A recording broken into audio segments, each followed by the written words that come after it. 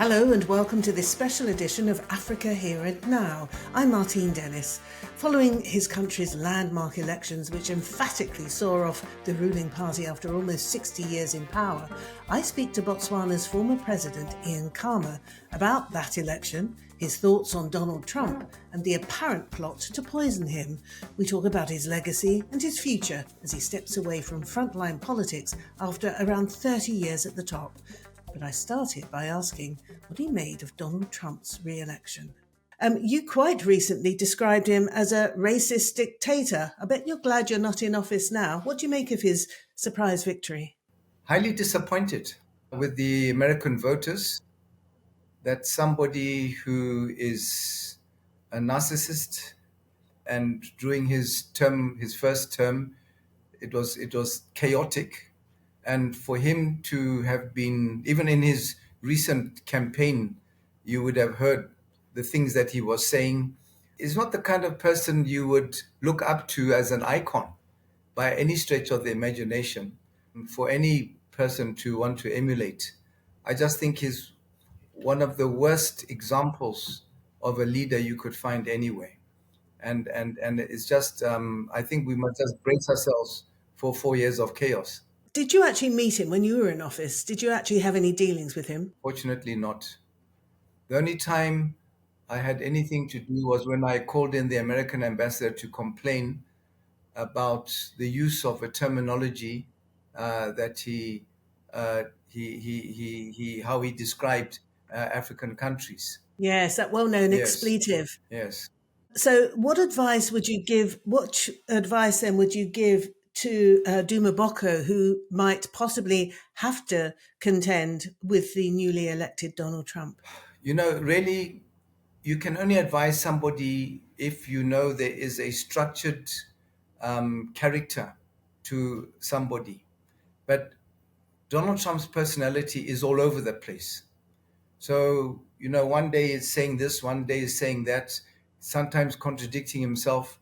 How do you even begin to advise anybody on how you can deal with somebody of that nature? So he's just going to have to take it day by day and see, you know, what comes along, what's going to be said, if they're going to come up with any foreign policy as it refers to the African continent or Botswana in particular. I mean, he never, from what I recall, even visited the African continent during his initial term. And I think Africa will remain low on his priority. But again, the US election is another instance, isn't it, of an incumbent being swept away by a popular vote, just like what happened in your country just last week. What's your assessment of this dramatic turn of events in electoral politics in your country? You know, when you have had a country which has been building up a reputation as a democracy, prudent financial management, observing human rights and the rule of law for 52 years, until one day another Donald Trump kind of character walks into office and upsets entirely the road we had set ourselves upon. You know, totally undermines the foundation that we were built on, and is driven purely by self-interest and greed, and neglects the population. It's not surprising that, you know, this happened. It was a huge loss, pretty much unprecedented anyway, that we witnessed. And I think it is a demonstration of the people's total rejection of Masisi and his regime, and how they abused office, were so corrupt, and were really quite incompetent during their time in power. So it's an emphatic rejection of Masisi, the former president.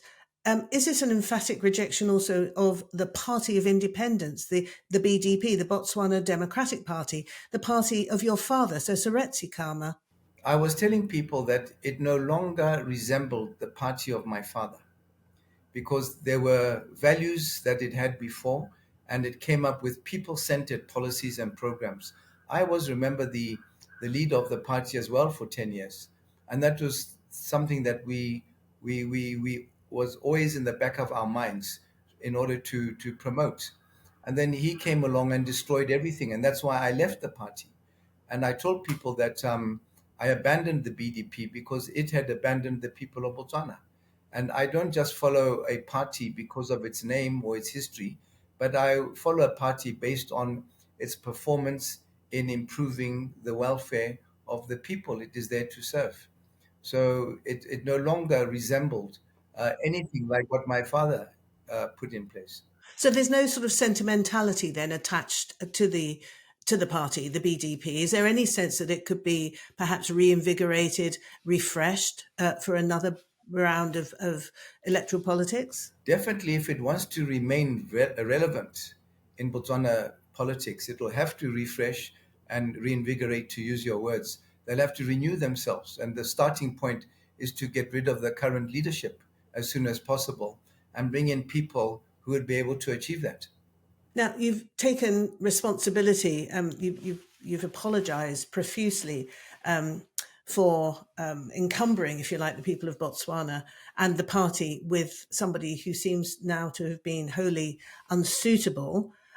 What should happen to Mr. Masisi, given the seriousness of the accusations that are levelled against him? Well, I think the anchor for what should be done should bear in mind that we don't want to ever have such leadership again in our country. We thought we were immune from that kind of situation, but we've learned a very painful lesson. So the only way you can ensure it doesn't happen again is to hold him and others to account for what they did for abuse of office. So I certainly think there needs to be an inquiry. It could be a judicial inquiry into everything that happened in terms of tenders, acquisitions, and what have you. Get to the bottom of why our economy has declined to the extent that it has. And that will send a very strong message to people in future that there is no tolerance for this kind of thing if we want our country to continue to steer the path that it has for so long. What does it tell you then about the state of Botswana's institutions? It tells you about you're dealing with human beings. You can have the institutions, you can put them in place, but at the end of the day, it's for the people themselves who are there manning those institutions to take on that responsibility and be principled and ethical in ensuring that those institutions are not undermined, no matter who you are, even if you're a president. And that's what he did, was he undermined some of these institutions, and some of them in those institutions, not everybody, but some of them allowed themselves to be undermined. And it's just very sad when a politician, a leader, can use his position out of self-interest to put in place and influence people to go against the constitutional provisions and the law. You know, when you talked about earlier on, if we come back quickly, briefly to the United States, you know, I think it's shocking that, you know, when you have the Supreme Court in the United States, where judges are said they're either, you know, Republican leaning or Democrat leaning, what does that mean? I mean, does that mean that if you've got a majority who are Republicans appointed by a Republican president, they are going to be influenced when it comes to their decisions based on the policy of a Republican president or Democrat president? Surely that must be wrong. And America, which is supposed to be a bastion of democracy, is sending a very, very bad example where you have a judiciary which is supposed to be independent, is clearly undermined by political considerations.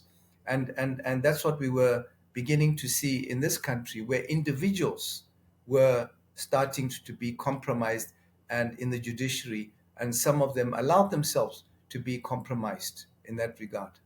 I mean, I'm still, I'm very sort of taken aback by your mea culpa. It's not often that you get a leader or a former leader who's prepared to take the responsibility for a bad decision. But what was it about Masisi that persuaded you to select him to be your successor? going against, from what I understand, going against the advice of so many of your senior advisors. Well, I will tell you, when we had that caucus in 2014, after that election, around that election period, there were a number of ministers I could have considered to be vice president. Now, when I became president, I was vice president to somebody who came from the same village as myself, President Mohai. Then my first vice president, General Merafe, also came from my home village. He regrettably, unfortunately, died uh, whilst in office. And then I also then appointed another seasoned politician, minister, to replace him, who came from the same general area as I did. And I just thought to myself, to perpetuate this, even though in Botswana, really, there wasn't like in other countries you would hear on the continent or elsewhere, too much concern about if the president, vice president came from the same area. But to continue to perpetuate that may start creating that impression. So I thought that, look, let me see if I can find somebody from another part of the country who's in the cabinet who I think would do a good job. And Masisi had been my minister, had been a minister during that time, and he had worked well. He displayed all the attributes of a Democrat that we considered ourselves to be. But then I still went a step further. I consulted the caucus of the party about who they thought should be the vice president, who was obviously going to succeed me, and he came number 4 in that vote. But the other 3 on top of him all came from my village again. And I just felt uncomfortable. I was trying to be politically correct. My Sisi came from another part of the country. And at the end of the day, I thought, but this man has not demonstrated to me anything which would cause me any hesitation to believe that he wouldn't make a good president. And so when I made him vice president during that period, again, there was nothing evident that came out that he displayed the character flaws that he showed when he was president. So I was fairly comfortable with him, even though during that time, ministers had come to me to plead with me to remove him. So he shouldn't become president because they said, no, this man is not going to be good for the country. And they turned out to be right. I stood by him, both in the party elections and even from that point of view. And I ignored them. And I just thought, as you would expect, maybe these ministers are wanting to assume his position. Maybe they are being driven by self interest in wanting to be vice president if I dropped him. So I stood by him and kept him on. And well, the rest is history now. He turned out to be a very poor judgment on my. And like you said, I have apologized to the nation for that serious mistake that I made, and for what I brought upon the nation as a result.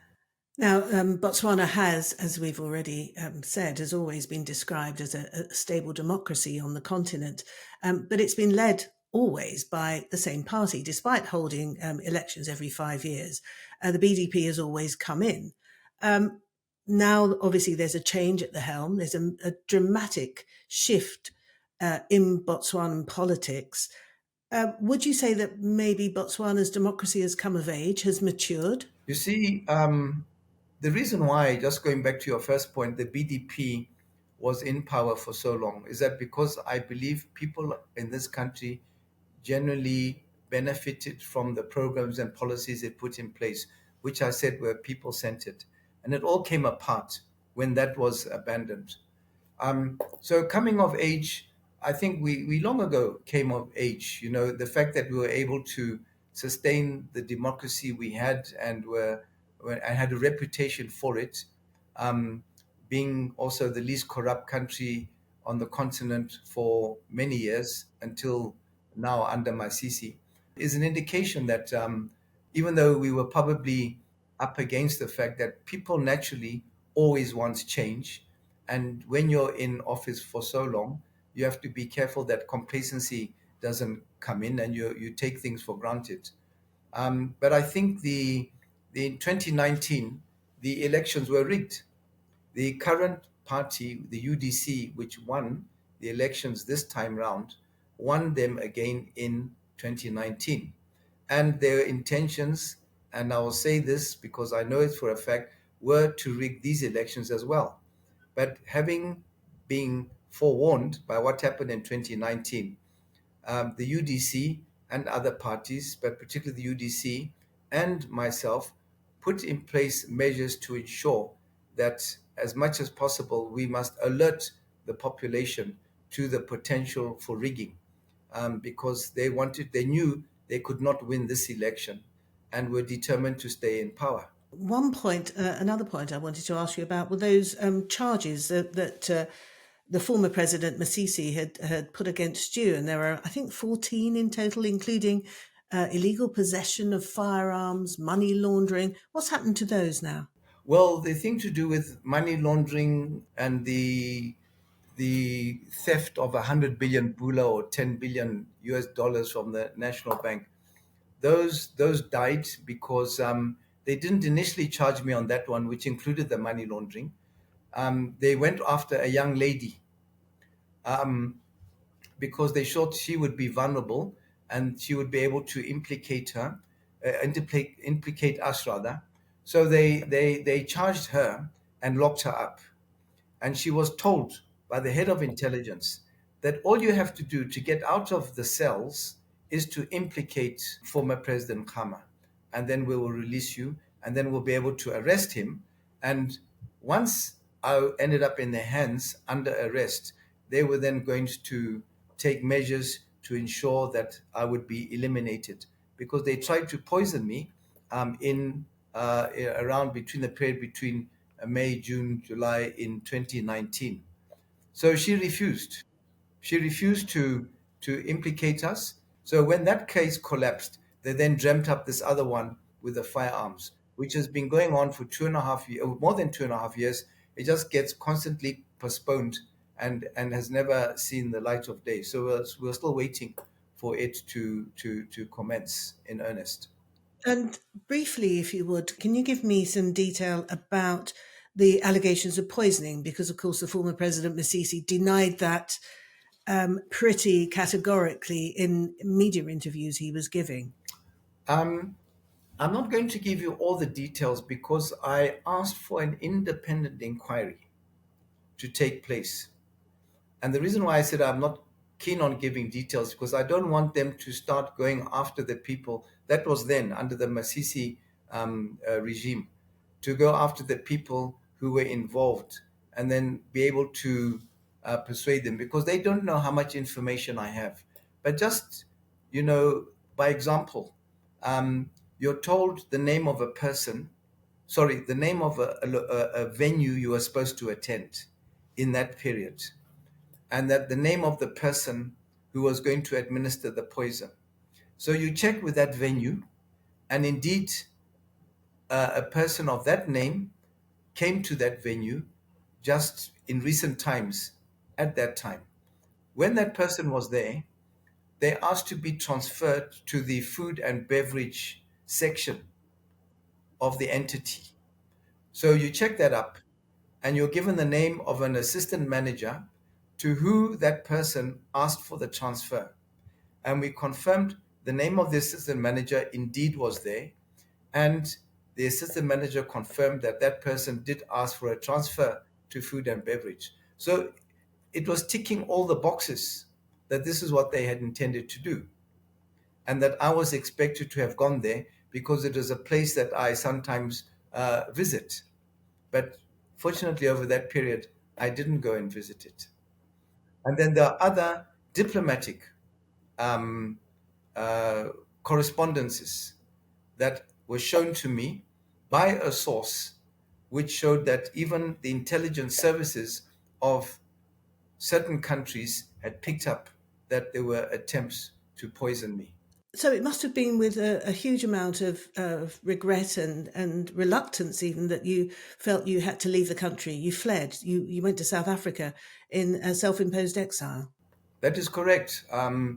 The after the firearms thing, they were determined to try to get me into custody.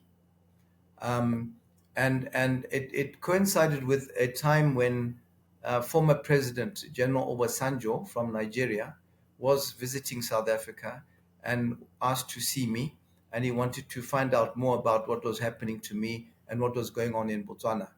So that was the one of the reasons why I left. But it came at the time when the activities which were being displayed by the intelligence service, there was a lot going on that in which indicated to me that there was something definitely on the cards to try to arrest me, get me in detention, and then sort me out whilst in detention. Can I ask you about, more generally, regionally, perhaps? We've seen the ANC dramatically lose its majority in South Africa. We see Frelimo in Mozambique on the rocks, shall we say. It's a very, very disputed election. ZANU-PF in neighbouring Zimbabwe holds on by force. The Party of Independence in your country has been swept away. Do you think that SWAPO in Namibia later this month, as they vote, maybe the MPLA in Angola, do you think that these parties of independence, in some cases of the liberation fighters, do you think that they've all seen their time now and it's time for them really to move on? No, I don't. I don't believe that. What I believe in is that any party, whether you're a party that came from the liberation movements, or any other party that emerged after independence, where there was no war of liberation, any party can stay and be in power as long as is necessary, provided that they are governing to the benefit of the people. And if you have a party doing well, let it stay there for 5 years, for 50 years, if it's doing a good job and living up to the expectations of the population. So if the majority of the voters of the population believe this party is doing well, believe SWAPO is doing well, then they should vote for them again. But if a party has become complacent and they are not providing or governing to the expectations of the population, then yes, they will be voted out. Right, we've been looking pretty much at the past, haven't we? But let's now look at the present and look at the challenges that lie ahead for Mr. Duma Boko and his new government. I mean, he's inherited quite a dire situation economically, hasn't he? And he's already said that one of his first missions is to renegotiate the deal with De Beers, which of course is crucial to the fortunes of Botswana. How should he be handling that? Should maybe Botswana offer to buy De Beers, because of course Anglo-American wants to offload it pretty much? Well, I don't know how much De Beers would go for, and I'm not sure we'd be able to afford to buy De Beers. But, I don't think it's necessary because we've had a very constructive partnership with De Beers. A lot of the development that you see around this country arises from the prudent use of the diamonds revenues that we've got from that arrangement. And I think it was extremely, I can't think of a better word, so immature and childish the way Masisi went about criticizing De Beers publicly just because he couldn't get what he wanted, probably even from a personal point of view, what he was hoping to get out of that deal. So I'm very happy to hear that President Boko has wants to have pressed the reset button on the relationship with De Beers and trying to repair the damage that Masisi did in that relationship, because we certainly need De Beers like they need us in any good partnership. It's a win-win situation for both of us if we are able to get things back on track. And as I mentioned, I mean, it is a pretty poor, bleak landscape economically, isn't it, in Botswana at the moment, with really high unemployment, about 28%, going up to about 40% among young people under 35s. IMF predicting growth to be for this year to be only 1%. Do you think that Mr. Boko, the new president, is up to it? Is he up to turning around the economic fortunes of Botswana? Yes, I think he is, because he's been around long enough to see, hopefully, what previous administrations did to get the country on track. They have in their manifesto their own ambitions of what they would like to achieve. But the first thing he's got to do, like you have already drawn attention to, is to do an audit of our finances, of the country's finances, to see what is there in the kitty, to see what is possible, plus the fact that we've got an ongoing drought at the moment. So you've got all those issues where we are in decline economically because of not because of lack of getting in revenues, but purely because of incompetence and poor financial management that we find ourselves in in this situation. Well, he has made a slew of huge promises, like a raise in basic pay, pensions, and students' allowances. He's going to have to pull some kind of rabbit from his hat, isn't he, in order to fulfil those promises, given the current state of play in Botswana. Well, those promises I can remember have been around for some time in their various campaigning, even at previous elections.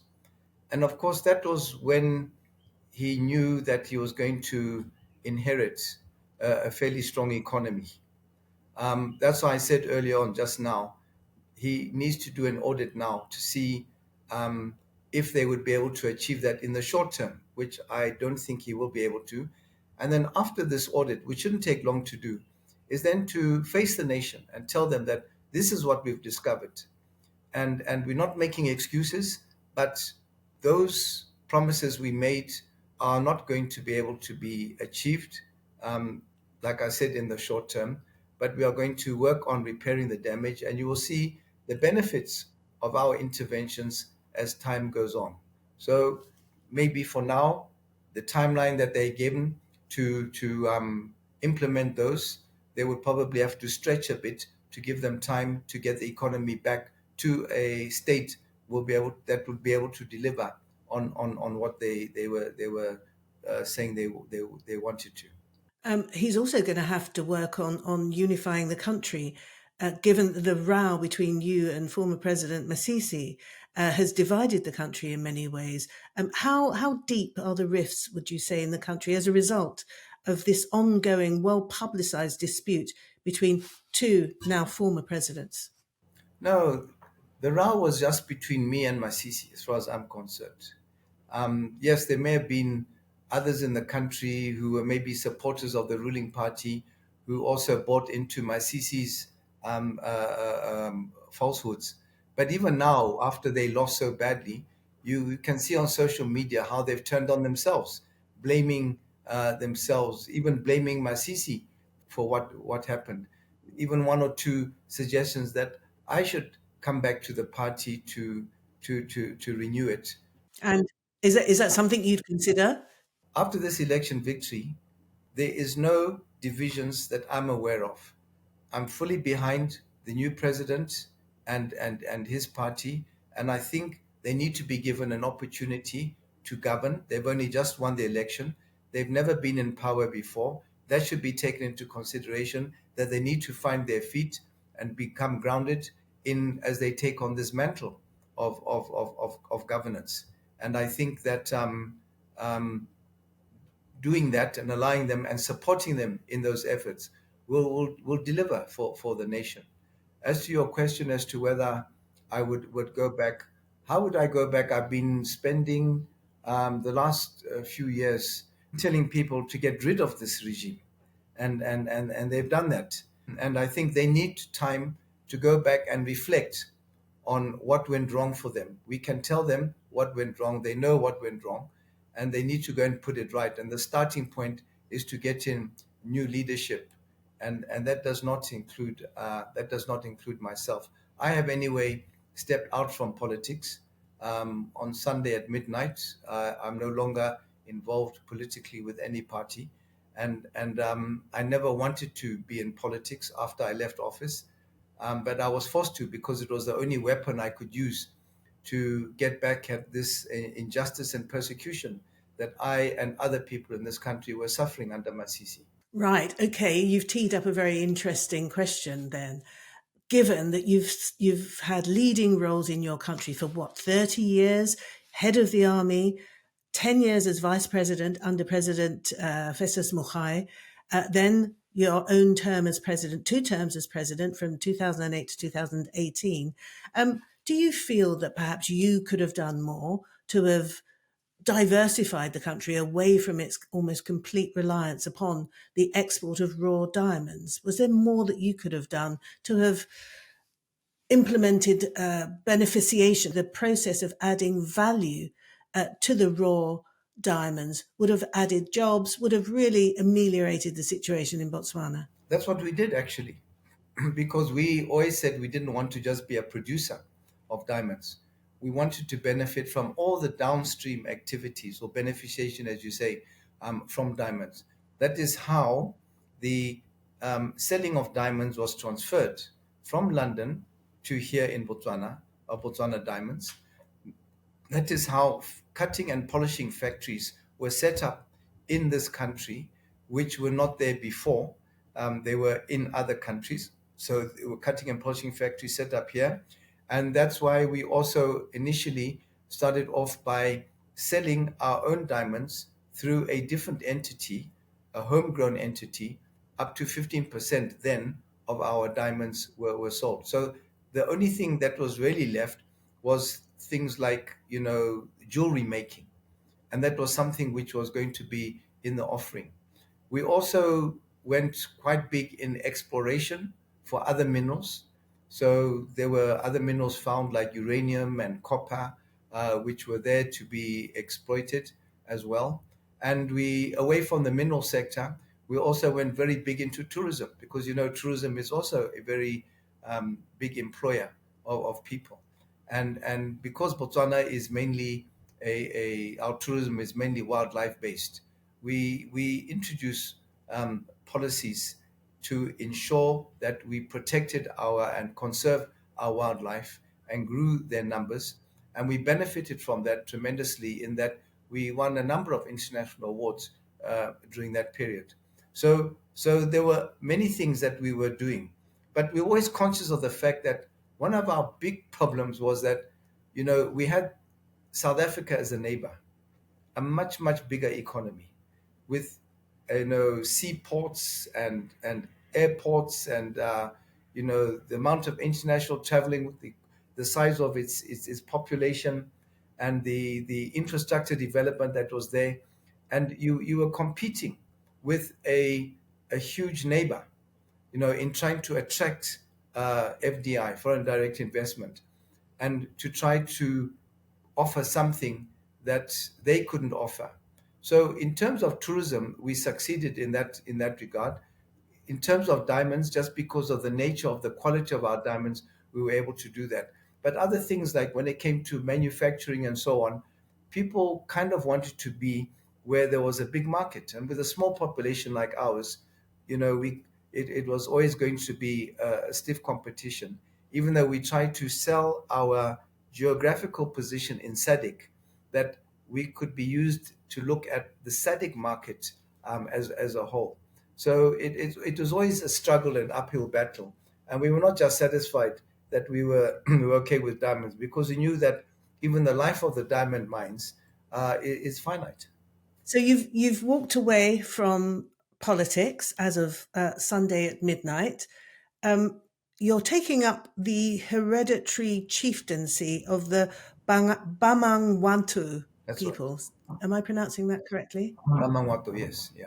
Yes. That's a huge part of central Botswana that you will hold sway over. You'll be in the House of Chiefs. Tell us about that. How much power do the chiefs have in this house? How does it work? The chief's role is, you could say, partly ceremonial. They have some customary law that they are responsible for enforcing. but it's all more about your maintaining cohesion, maintaining your traditions, maintaining your culture, and growing that sense of unity within the tribe. So that's what I was installed as the chief years ago, and now I'm going to take it on full time, as well as doing charitable work and conservation, and involved in a couple of projects on the African continent, like the Pan African Heritage Museum, which is being set up in Ghana, which is a one-stop shop, which will showcase all Africa's traditions and heritage for the benefit of the African people and the diaspora to come and see. And also the Leadership Awards, African Leadership Awards, I'm involved in as well, which seeks to showcase and reward excellence by Africans in their respective fields. So, what would you like your legacy to be? That is a very difficult question I always find hard to answer, because at the end of the day, one isn't working, well, I am not working to create any legacy for myself. I think that's for people, other people, to judge what they think you may or may not have achieved during your period in office. All right. I am going to play the video of Ian Khama dancing. I know it's not in jubilation at the results of this election. It was sometime previously, but somebody pulled it out and put it on social media for this election result. But I am going to play it. You have to. I have to, because you got some moves.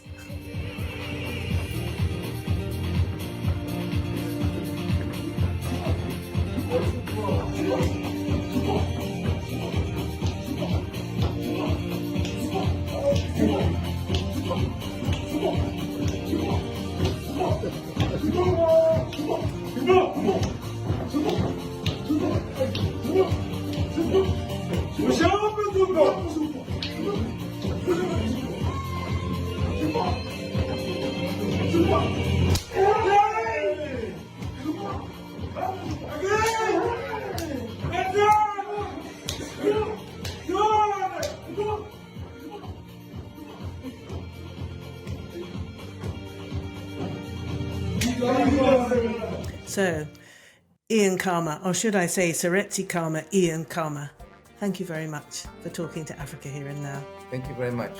It's been a pleasure. Well, that's it for this special edition of Africa Here and Now. Please subscribe to us on YouTube. You can follow us on the socials, Insta, Facebook.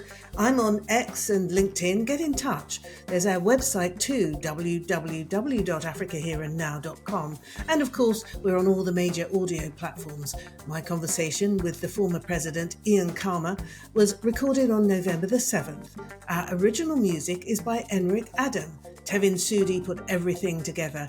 As ever, thank you for your company.